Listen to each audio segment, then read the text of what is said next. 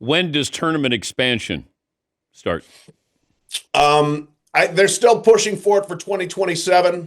I would expect it to probably happen then, and they'll go to 76, and it'll be terrible.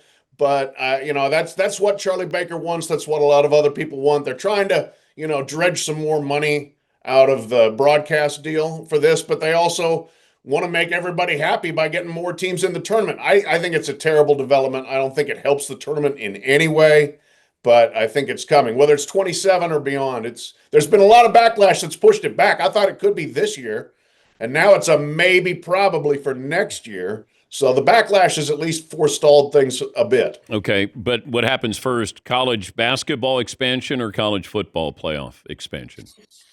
Oh, college football playoff expansion is certainly coming. 16, hopefully, and not this ridiculous 24.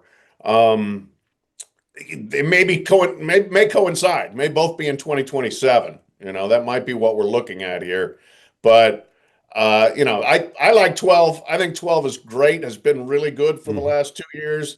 Happy to see it again in 2026.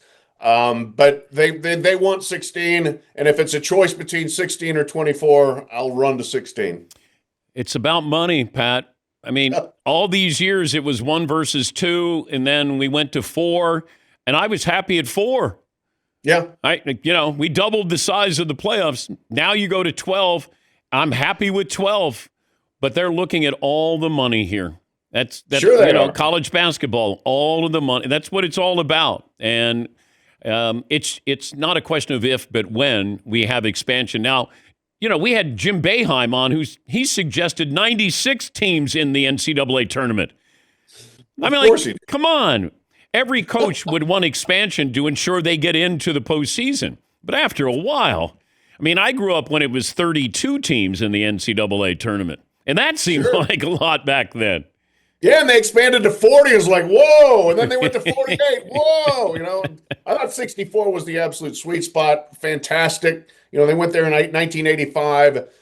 The seeding 1 through 16, everybody played the same number of games. It was perfect. Then they started junking it up more, and they're going to continue to junk it up more. Never listen to the coaches. Don't look. Jim Boeheim's a great coach. It doesn't mean he knows what's good for college basketball. He knows what's good for coaches. They all only think of themselves. They never think of anything outside of this is my worldview right here. These binoculars, these blinders. I love it. You're fired up already. Ready to go. I love it.